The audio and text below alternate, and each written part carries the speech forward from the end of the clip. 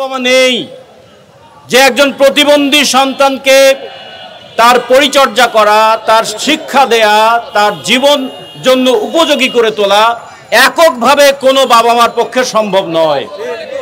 যে কারণেই প্রয়োজন হয়েছিল প্রতিবন্ধী স্কুলের, যে কারণে প্রয়োজন হয় প্রতিবন্ধী প্রতিষ্ঠানের। একটা রাষ্ট্র কতখানি গণতান্ত্রিক, একটা রাষ্ট্র জনগণের প্রতি কতটা দায়িত্ব পালন করে, একটা রাষ্ট্র কতটা মানবিক সেটা বোঝা যাবে সেই রাষ্ট্র, সেই দেশের দরিদ্র, পিছিয়ে পড়া, অসুস্থ, পঙ্গু কিংবা সেই দেশের প্রতিবন্ধী মানুষের প্রতি তাদের আচরণটা কেমন। যার সামর্থ্য আছে তাকে সহযোগিতা করার দরকার হয় না, কিন্তু যাদের দুর্বলতা আছে সহযোগিতা করতে হয় তো তাকেই। এই যে আমাদের পাশে একজন বসে আছেন হুইল চেয়ার নিয়ে, একজন সুস্থ মানুষ কি হুইল চেয়ারে চড়েন? তাহলে সুস্থ মানুষের জন্য হুইল চেয়ার দরকার নেই। হুইল চেয়ার দরকার হয় যাদের শারীরিকভাবে দুর্বলতা আছে তাদের জন্য। সে কারণে বলা হয়েছিল সহায়তা দরকার তাদের যাদের দুর্বলতা আছে। এবং এই দুর্বলতা পৃথিবীতে কোনোদিন কোনো ধর্ম মেনে, কোনো জাতি মেনে এটা তৈরি হয় না। এটা হিন্দু ধর্মের মধ্যেও প্রতিবন্ধী সন্তান হতে পারে, মুসলমান ধর্মের মধ্যেও প্রতিবন্ধী সন্তান হতে পারে, খ্রিস্টান ধর্মের মধ্যেও প্রতিবন্ধী সন্তান হতে পারে, ধনী পরিবারেও প্রতিবন্ধী সন্তান হতে পারে, গরিব পরিবারেও প্রতিবন্ধী সন্তান হতে পারে, এমনকি কৃষক পরিবারেও প্রতিবন্ধী সন্তান হতে পারে। তাহলে যদি সচিবের সন্তান প্রতিবন্ধী হয় তাহলে তাকে চিকিৎসা করবার জন্য, তাকে শিক্ষা পাবার জন্য গোটা দুনিয়াতে নানা ধরনের প্রতিষ্ঠান আছে এবং সেই প্রতিষ্ঠানে পড়াবার মতন সামর্থ্য তাদের আছে। কিন্তু একজন রিক্সা চালকের সন্তান যদি প্রতিবন্ধী হয়, একজন স্কুল শিক্ষকের সন্তান যদি প্রতিবন্ধী হয়, একজন কৃষকের সন্তান যদি প্রতিবন্ধী হয়, তার পাশে কে দাঁড়াবে? প্রতিবন্ধীদেরকে কি আমরা ভিক্ষুকে পরিণত করব, নাকি প্রতিবন্ধীদেরকে আমরা ভবিষ্যতের একটা সম্মানজনক পেশায় যেন যেতে পারে সেই ধরনের সক্ষম মানুষে রূপান্তরিত করব?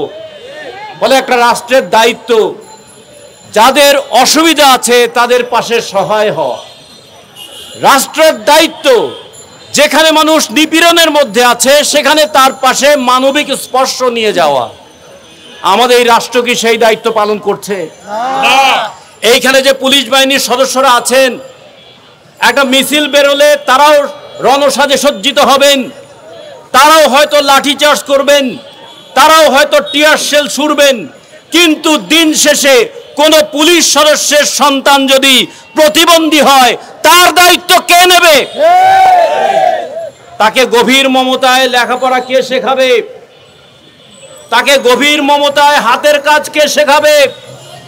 একজন প্রতিবন্ধী শিশুকে তার হাতের কাজ শেখানো, তার মলমূত্র ত্যাগ করা শেখানো, তার লেখাপড়া শেখানো, তার কথা বলা শেখানো, সমস্ত কিছু কোনো একজন বাবা মা একা যদি পালন করতে চান তাহলে তার পক্ষে আর কোনো কাজ করা সম্ভব হবে না। ফলে সেই দায়িত্বটা আমরা স্কুলের উপর অর্পণ করতে চাই।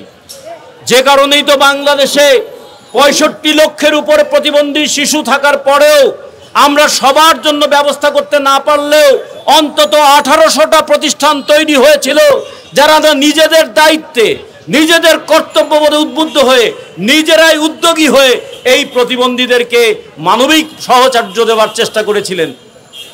সরকারের দায়িত্ব ছিল তাদের কাছে এসে লজ্জা স্বীকার করা। যে দায়িত্বটা পালন করার কথা ছিল সরকারের, সেই দায়িত্বটা পালন করেছেন আপনারা। এখন আমরা বলতে চাই যে রিক্সা চালক দিনে 500 টাকা রোজগার করে রাষ্ট্রকে 75 টাকা প্রতিদিন ট্যাক্স দেয়, যে কৃষক বাজারে গিয়ে 300 টাকার সবজি বিক্রি করলে এই সরকারকে 45 টাকা ট্যাক্স দেয়, যে চা দোকানের দোকানদার 1 কেজি চিনি কিনলে রাষ্ট্রকে 42 টাকা ট্যাক্স দেয়, যে পরিবহনের শ্রমিক সে প্রতিদিন 500 টাকা রোজগার করলে রাষ্ট্রকে 75 টাকা ট্যাক্স দেয়, সেই পরিবহন শ্রমিক, সেই দোকান কর্মচারী, সেই রিক্সা চালক, সেই কৃষক সেই স্কুলের শিক্ষক তাদের সন্তান যদি কখনো প্রতিবন্ধী হয়, রাষ্ট্র কি তার দায়িত্ব নেবে না? রাষ্ট্র ট্যাক্স নেবার মালিক, দায়িত্ব নেবার মালিক কি হবে না? এখন এই রাষ্ট্র দায়িত্বটা কোথায় পালন করবে? রাষ্ট্র কি তাদেরকে ভিক্ষা দেবে, নাকি রাষ্ট্র প্রতিষ্ঠান তৈরি করে দেবে? রাষ্ট্রের প্রতিষ্ঠান তৈরি করে দেওয়ার দরকার ছিল, এবং প্রতিষ্ঠান তৈরি করে দিলে সেই প্রতিষ্ঠানে সন্তানের বাবা মা যেই হোক না কেন, সন্তানের বাবা মা যে পেশাতেই থাকুন না কেন, সন্তান সেখানে একজন মানুষের সন্তান হিসেবে বিবেচিত হবে, এবং তার দায়িত্ব যারা পালন করবেন তারাও একটা মানবিক মর্যাদা নিয়ে দাঁড়াবেন। আপনারা এখানে দাঁড়িয়েছেন আপনাদের প্রতিষ্ঠানগুলোর স্বীকৃতি পাওয়ার জন্য, আপনারা এখানে দাঁড়িয়েছেন আপনাদের প্রতিষ্ঠানগুলো এমপিওভুক্ত হবার জন্য। আমরা তো প্রথমে বলতে চাই, রাষ্ট্র যে এতদিন স্বীকৃতি দেয় নাই, এই দায় স্বীকার করে অন্তর্বর্তীকালীন সরকারের শিক্ষা উপদেষ্টার তো সবার আগে আপনাদের কাছে ছুটে আসার দরকার ছিল যে আমি যে কাজ করতে পারি নাই, বাবারা তোমরা সেই কাজ করেছো। এই বাংলাদেশে 7,90,000 কোটি টাকার বাজেট হয়েছে। সেই বাজেটে এদেশের সবচেয়ে দুর্দশা পীড়িত মানুষ যারা, এদেশের সবচেয়ে কষ্টে আছে যারা, এদেশের সবচেয়ে সম্মানহীন জীবনযাপন করে যারা, সেই মানুষদের জন্য রাষ্ট্র কি 5,000 কোটি টাকাও বরাদ্দ করতে পারে না? আমরা বলেছিলাম 5,000 কোটি টাকা না থাকলে না দেবেন, প্রথমে স্বীকৃতি দেন, তারপরে আমরা হিসেব করি ধাপে ধাপে এই স্কুলগুলোকে আধুনিক স্কুলে রূপান্তরিত করতে গেলে প্রতি বছর কত টাকা করে লাগবে। আমাদের একটা সাধারণ হিসাব থেকে আমরা দেখতে চাই, এই 1700টা স্কুলে আপনারা যদি 72,000 শিক্ষক কর্মচারী তারা থেকে থাকেন, প্রত্যেকের যদি মাসে অন্তত 20,000 টাকা বেতন সরকার দেয়, আচ্ছা ধরেন 20,000 টাকা শুনলে সরকারের হয়তো চোখ কপালে উঠে যাবে, মাসে অন্তত 10,000 টাকা করে যদি আপনাদের দেয়, 72,000 মানুষকে প্রতি মাসে 10,000 টাকা করে দিলে সরকারের কত টাকা লাগবে? সরকারের 72 কোটি টাকা লাগবে। এক বছরে কত টাকা লাগবে? 750 থেকে 1,000 কোটি টাকা লাগবে। 1,000 কোটি টাকা বরাদ্দ হলে এইখানে যারা বসে আছেন প্রতি মাসে প্রত্যেক শ্রমিক, প্রত্যেক কর্মচারী, প্রত্যেক শিক্ষক তারা অন্তত 10,000 টাকার একটা তো গ্রান্ট পেতে পারতেন। এই 10,000 টাকা পেলে তারা কি করতেন? তারা অন্তত নিজের পরিবারটা চালাবার ক্ষেত্রে একটু যদি সহায়তা পেতেন, তাহলে যে ওই দুর্দশাগ্রস্ত প্রতিবন্ধী শিশুটা এসেছে তার দায়িত্বটা তারা একটু ভালো করে পালন করতে পারত। আমাদের বাংলাদেশে নাকি সেফটি নেট আছে, 140 ধরনের সেফটি নেট আছে। এই সেফটি নেট মানে হলো মানুষ যেন কষ্টে না পড়ে সেই জন্য তাদেরকে সুরক্ষা দেওয়া। প্রতিবন্ধীরা কি মানুষের মধ্যে পড়ে না?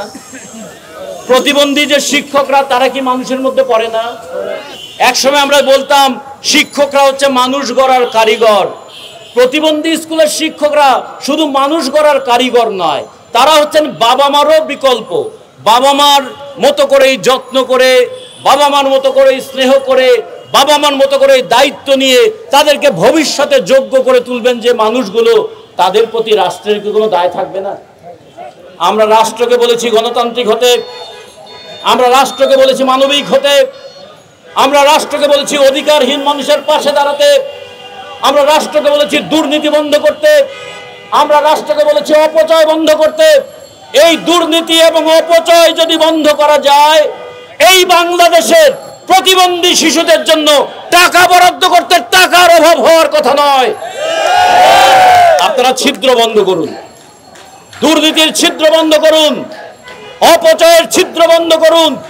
এই বাংলাদেশের একটা মানবিক দায়িত্ব পালন করবার জন্য রাষ্ট্রের টাকা থাকবে না, এর চেয়ে দুঃখের, এর চেয়ে লজ্জার আর কিছু হতে পারে? এই যে জুলাই অভ্যুত্থানের গর্ব করেন আপনারা, জুলাই অভ্যুত্থানে সরকারি হিসাবে 844 জনের মধ্যে মৃত্যু হয়েছে, তার মধ্যে 821 জনের তথ্য দেখে দেখা গেছে এখানে প্রায় 136 জনের মতন মৃত্যুবরণ করেছে, তারা ছিল শিশু। এবং এই শিশুদের মধ্যে 80% শিশু ছিল রাস্তার শিশু। এই শিশুদের কি স্কুলে যাওয়ার অধিকার থেকে আগের সরকার বঞ্চিত করেছিল। এই শিশুদের মধ্যে আমরা খুঁজলে দেখব অনেক প্রতিবন্ধী শিশু আছে। এই শিশুদের যে কোমল হাত, যেই হাতে পেন্সিল ধরার কথা ছিল, যেই হাতে কলম ধরার কথা ছিল, সেই হাতে এই সমাজ ভিক্ষার থালা হাতে ধরিয়ে দিয়েছে। আর আপনারা শিক্ষকরা ভিক্ষার থালাটাকে ছুঁড়ে ফেলে সেই হাতে তাদেরকে কলম, সেই হাতে পেন্সিল ধরাবার জন্য তাদেরকে সহায়তা করছেন। ফলে ভিক্ষুক থেকে মর্যাদা সম্পন্ন মানুষ বানানোর জন্য যে মানুষগুলো আপনারা কাজ করছেন, তারা আজকে তাদের ন্যূনতম দায়িত্ব রাষ্ট্র যেন পালন করে, সেই জন্য আজকে রাস্তায় বসে আছে।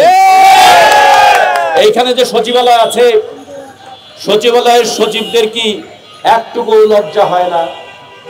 এই প্রচন্ড গরমের মধ্যে, রোদের মধ্যে বসে আছেন।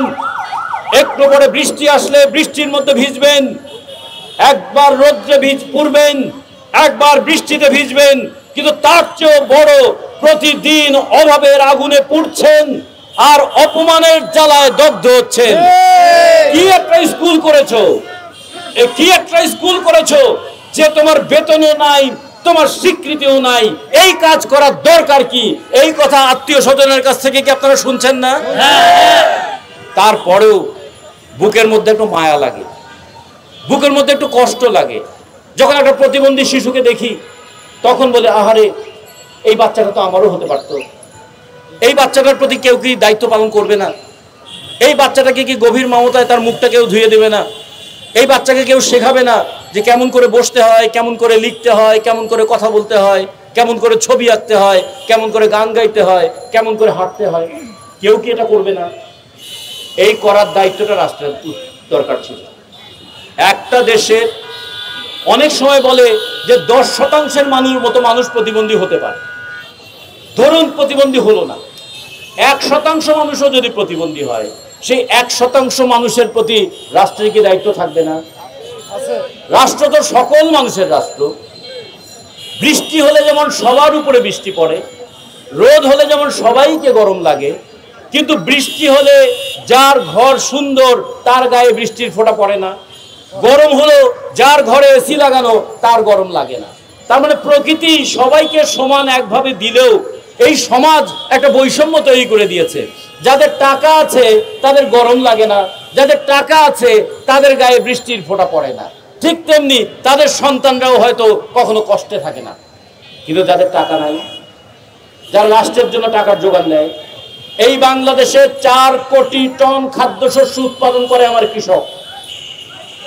এই বাংলাদেশে 37 বিলিয়ন ডলার গার্মেন্টস দ্রব্য রপ্তানি করে আমার গার্মেন্টস শ্রমিক। এই বাংলাদেশে 3.5 লক্ষ কোটি টাকার উপরে তারা পরোক্ষ কর দেয় আমাদের এখানে দাঁড়িয়ে থাকা সকল মানুষ। একজন ভিক্ষুকও ট্যাক্স দিতে বাধ্য হয়। সে সারাদিন যদি ভিক্ষা করে 200 টাকা রোজগার করে, সেই ভিক্ষার টাকা দিয়ে যখন চাল কেনে, ডাল কেনে, চিনি কেনে কিংবা এক কাপ চা খায়, তখনও সে ট্যাক্স দেয়। 200 টাকা ভিক্ষা করে রোজগার করলেও সরকার তার কাছ থেকে 30 টাকা ট্যাক্স নেয়। একজন ভিক্ষুকের ট্যাক্স নেয়, একজন শ্রমিকের ট্যাক্স নেয়, একজন কৃষকের ট্যাক্স নেয়। এই ট্যাক্সের টাকায় রাষ্ট্রের যে বাজেট হয়, সেই বাজেটে গার্মেন্টস শ্রমিকের কোনো সন্তান যদি প্রতিবন্ধী হয়, রাষ্ট্র কি তার দায়িত্ব নেবে না? একজন প্রাইমারি স্কুলের শিক্ষক, একজন হাই স্কুলের শিক্ষক অসংখ্য ছেলে মেয়েকে শিক্ষা দিয়ে মানুষ করেছেন। তার সন্তানটা যদি প্রতিবন্ধী হয়, তার দায়িত্বটা কে নেবে? যিনি অসংখ্য মানুষের সন্তানকে সন্তানের মতো, নিজের সন্তানের মতো বিবেচনা করে শিক্ষিত করে তুললেন, তার সন্তানটা যদি প্রতিবন্ধী হয়, সেই দায়িত্বটা কে নেবে? আমরা এই জন্য বলেছিলাম প্রতিবন্ধীর দায়িত্ব নেওয়ার রাষ্ট্রের কর্তব্য। প্রতিবন্ধীর দায়িত্ব সামাজিক দায়িত্ব। প্রতিবন্ধীদের এই সামাজিক দায়িত্ব পালন করবার জন্য রাষ্ট্রের দায়িত্ব প্রতিবন্ধী স্কুলগুলোকে জাতীয়করণ করা, শিক্ষকদেরকে জাতীয়করণকৃত শিক্ষক হিসেবে স্বীকৃতি দেওয়া, তাদের বেতন ভাতা পেনশন সেগুলোর ব্যবস্থা করা, প্রতিবন্ধী স্কুলগুলোকে মানসম্পন্ন স্কুলে পরিণত করা। আপনারা এই দাবিগুলো এখনো করেন নাই। আপনারা ন্যূনতম একটা দাবি করেছেন যে আপনাদের অন্তত স্বীকৃতি দিক এবং আপনাদের অন্তত এমপিও ভুক্ত করুন। এই ন্যূনতম দাবিও 1 বছরে এই সরকার পালন করতে পারলো না, তাহলে মানুষ কি ভাববে? আপনারা অভ্যুত্থানের মধ্য দিয়ে এসেছেন বলে গর্ব করেন, মানুষ বলবে এটা কি অভ্যুত্থান, যে অভ্যুত্থান আমার বুকের বেদনাকে দাম দেয় না। এই সরকার কি সরকার, এই অন্তর্বর্তীকালীন সরকার কি সরকার যে আমার অন্তরের বেদনাকে কখনো ধারণ করে না? আপনারা তো দুর্নীতিবাজ সরকার নন, আপনারা তো স্বৈরাচারী সরকার নন, আপনারা তো ফ্যাসিবাদী সরকার নন, আপনারা তো অন্তর্বর্তীকালীন সরকার। আপনার অন্তরের মধ্যে তো দেশের মানুষের জায়গা পাওয়ার কথা ছিল।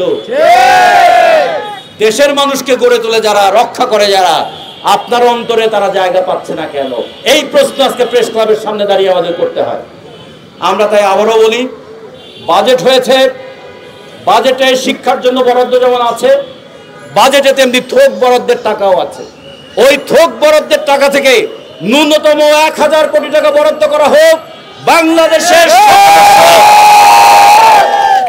1700 থেকে 1800 প্রতিবন্ধী স্কুলের শিক্ষকরা অন্তত শিক্ষা দিয়ে নিজের ঘরে গিয়ে একটু ডাল ভাত খাওয়ার ব্যবস্থা করতে পারবে। আগামীতে যখন দেশের সামর্থ্য আরো বাড়বে তখন আপনারা বরাদ্দ আরো বাড়াবেন, কিন্তু এই বছরেই, এই বাজেটেই ন্যূনতম 1000 কোটি টাকা বরাদ্দ করে আমরা আপনাদের এই দাবি মেনে নেওয়ার আহ্বান জানাই। আমরা অন্তর্বর্তীকালীন সরকারের কাছে এই দাবিটা জানাই, মানুষের কষ্ট দিয়ে মানুষের ভালোবাসা অর্জন করা যাবে না, মানুষকে বিপদে রেখে মানুষের আস্থা অর্জন করা যায় না, মানুষের বিপদে তার পাশে না দাঁড়িয়ে অতীত সরকারকে গালিগালাজ করেই নিজে ভালো হওয়া যাবে না। আপনারা কতটা ভালো সরকার সেটা প্রমাণ করতে হবে আপনাদের ভালো কাজ দিয়ে। ফলে এই মানুষগুলোর ন্যূনতম দাবিটাকে আপনারা মেনে নেবেন, তাদের প্রতি রাষ্ট্রের দায়িত্বটা আপনারা পালন করবেন, ভবিষ্যতের সরকারের জন্য বলে যাবেন এরপরে যে সরকার আসবে তারা যেন প্রতিবন্ধী স্কুলগুলোকে বিশেষ বিবেচনায় উন্নত মানের স্কুলে রূপান্তরিত করে, সেই কথাটা আপনারা লিখে দিয়ে যাবেন। আমরা বাংলাদেশের সমাজতান্ত্রিক দল বাসদের পক্ষ থেকে আপনাদের দাবিগুলোকে যেমন সমর্থন জানাই, সরকারের কাছেও তেমনি দাবি জানাই, রাস্তায় যেন শিক্ষকদেরকে নামতে না হয়, শিক্ষক থাকবে শিক্ষা প্রতিষ্ঠানে। যেমন আমরা শুনেছিলাম বন্যেরা বনে সুন্দর, শিশুরা মাতৃ করে যে শিশু স্থান পায় না সেই শিশুকে যত্ন নিয়ে লালন পালন করে যে শিক্ষকরা থাকবে শিক্ষা প্রতিষ্ঠানে। আগামী দিনে শিক্ষকরা যেন মর্যাদা নিয়ে শিক্ষা প্রতিষ্ঠানে যেতে পারে সেই ব্যবস্থা করবেন, এই দাবি জানিয়ে আপনাদের আন্দোলনের প্রতি সংহতি জানিয়ে আমার বক্তব্য এখানে শেষ করছি। আপনাদের সংগ্রাম সফল হোক, এই সরকারের দৃষ্টিগোচর হোক, এই সরকার অমানবিক নয় মানবিক এই পরীক্ষায় পাশ করুক, এই সরকার অগণতান্ত্রিক নয় গণতান্ত্রিক এই পরীক্ষায় সরকার পাশ করুক, এই কথা বলে আপনাদের সবাইকে শুভেচ্ছা নিয়ে আমার বক্তব্য এখানে শেষ। এমপিও চাই, এমপিও চাই, এমপিও চাই, এমপিও চাই, এমপিও চাই, এমপিও চাই। প্রিয় সহযোদ্ধাবৃন্দ, বাংলাদেশ সমাজতান্ত্রিক দলকে সমগ্র বাংলাদেশের প্রতিবন্ধী বিদ্যালয়ের পক্ষ থেকে ধন্যবাদ এবং কৃতজ্ঞতা জ্ঞাপন করছি। আমি ধন্যবাদ জানাচ্ছি শ্রদ্ধেয় রাজিকুজ্জামান রতন মহোদয়কে আমাদের সাথে এসে সংহতি প্রকাশ করার জন্য, এবং আমাদের এই বিদ্যালয়গুলোর মৌলিক দাবি, এই বিদ্যালয়গুলোর স্বীকৃতি এবং এমপিওর চূড়ান্ত ফয়সালা না আসা পর্যন্ত আমাদের সাথে থাকবেন, আমাদের সমর্থন করবেন এই প্রত্যাশা করছি। ধন্যবাদ সবাইকে।